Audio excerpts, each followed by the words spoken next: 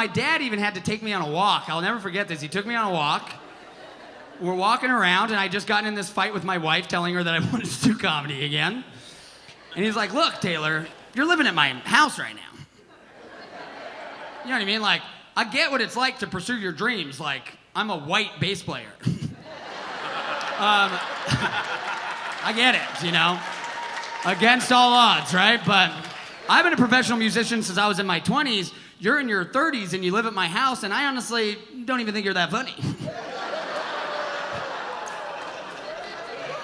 So maybe you need to just like focus on business. Like, that's what you should be doing. You should do that. And I remember him saying that, and I remember thinking even as he was telling me that I had no choice. Like, I had to keep pursuing comedy because at that point, I wasn't gonna ever show my son that you're allowed to give up on yourself. So I wanted to show him an example of what it's like to pursue your dreams, even though guaranteed they won't work out.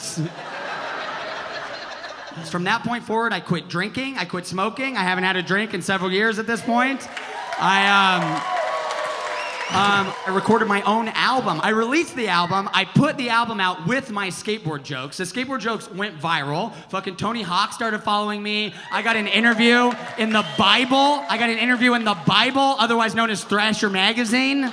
I get flown out to Tampa every year to do comedy in front of one of the biggest skateboard contests in the world. I now travel the country doing comedy in skate shops all over the country. All of these t-shirts down here are skate shops that I performed in front of. And I appreciate all that. I don't mean for you guys to clap after anything I say. All I mean is, fuck you, Dad. You know, like, it's just like, you don't know me. You know, like I can do whatever I want. I'll pursue my dreams. You can't stop me. You can't stop me.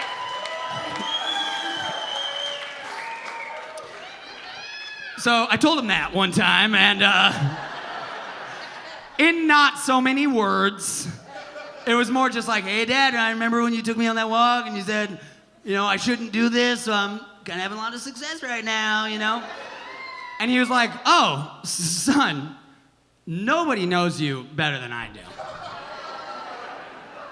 And I knew that if you ever had a shot at accomplishing any of this stuff, exactly what you needed to hear from me was to stop.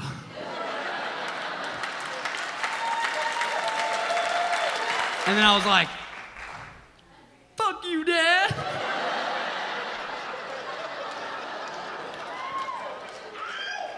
One more time for my dad, everybody.